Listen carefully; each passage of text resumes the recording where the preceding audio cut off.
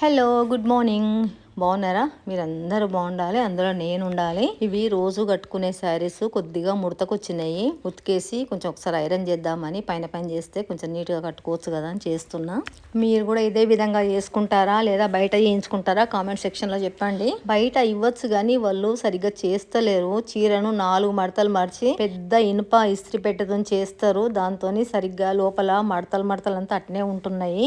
నాదొక చీర కాలింది కూడా, అందుకోసం అప్పచ్చి నేనే చేసుకుంటున్నా, వాళ్ళకి ఇస్తలేను. నేను మీకు ఇక్కడ ఐరన్ చేస్తూ మనము భగవంతుని మీద భక్తితో చేసే పనికి నేనే గొప్ప, నాకెవరు చెప్పేది అని గర్వంతో చేసే పనికి డిఫరెన్సెస్ చెప్తా.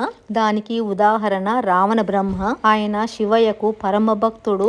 అతన్ని అందరూ ఏకవచనంతో రావణుడు, రావణాసురుడు అని పిలుస్తారు. అట్లా పిలవకూడదు. మంచి లక్షణాలు ఎక్కువ ఉండి 2-3 చెడు కారణాల మూలంగా ఆయనను రాక్షసుడుగా భావిస్తారు అందరూ. రావణ బ్రహ్మ శివయ్య ఆత్మలింగం కోసం ఎన్నో సంవత్సరాలుగా తపస్సు చేసినా కూడా శివానుగ్రహము కలగలేదు. అప్పుడు కైలాసానికి వెళ్ళి కైలాస పర్వతాన్ని, శివ కుటుంబము శివగణాలతో పాటు శివధనస్సు ఉన్న పర్వతాన్ని 2 చేతులతో పైకెత్తుతాడు. అంతటి బలశాలి అతను. అయినా కూడా శివయ్య ప్రత్యక్షం కాకపోతే ఆయన తన కడుపును చీల్చి లోపల నుండి పేగులను తీసి వాటిని వీణ తీగలుగా మీటుకుంటూ శివతాండవ స్తోత్రాన్ని చదువుతాడు. అది మీకు ఒక 4 లైన్లు వినిపిస్తా. మొత్తం అంటే టైం సరిపోదు.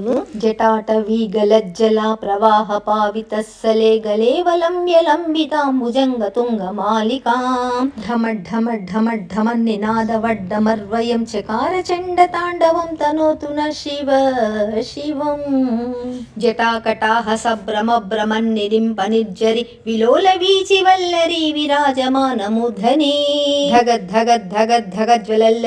పట్ట పావకే కిశోర చంద్రశేఖరే రతి ప్రతీక్షణం మమ. ఈ స్తోత్రం అయిపోగానే పరమేశ్వరుడు రావణ బ్రహ్మ భక్తికి మెచ్చి ప్రసన్నుడై ప్రత్యక్షమై తన ఆత్మలింగాన్ని రావణ బ్రహ్మకు సమర్పిస్తాడు. భక్తితో కైలాస పర్వతాన్ని ఎత్తగలిగిన రావణ బ్రహ్మ సీతా స్వయంవరంలో అహంకార గర్వాలతో ఏ విధమైన గౌరవ భావం లేకుండా శివధనస్సును చులకన భావంతో ఎత్తడానికి ప్రయత్నించి విఫలుడై ఎత్తలేక అందరి ముందు అవమానాల పాలై వెళ్ళిపోతాడు. భక్తితో కైలాస పర్వతాన్ని ఎత్తగలిగిన వ్యక్తి అహంకారంతో ఒక్క శివధనుసునే ఎత్తలేకపోయాడు. ఇదే భక్తికి అహంభావానికి ఉన్న తేడా.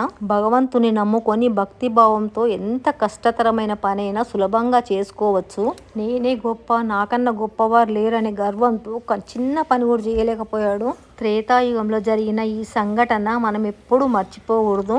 ఈ విషయాలు తెలిసిన వాళ్ళు ఎవరైనా ఉంటే కామెంట్స్లో పెట్టండి. తెలియని వాళ్ళు ఏమైనా డౌట్స్ ఉంటే అడగండి. వీడియో నచ్చితే లైక్ చేసి సబ్స్క్రైబ్ చేసి బెల్ కొట్టి ఆల్ ఆప్షన్ పైన క్లిక్ చేయండి. వీడియో మొత్తం చూసినందుకు థ్యాంక్ యూ వెరీ మచ్.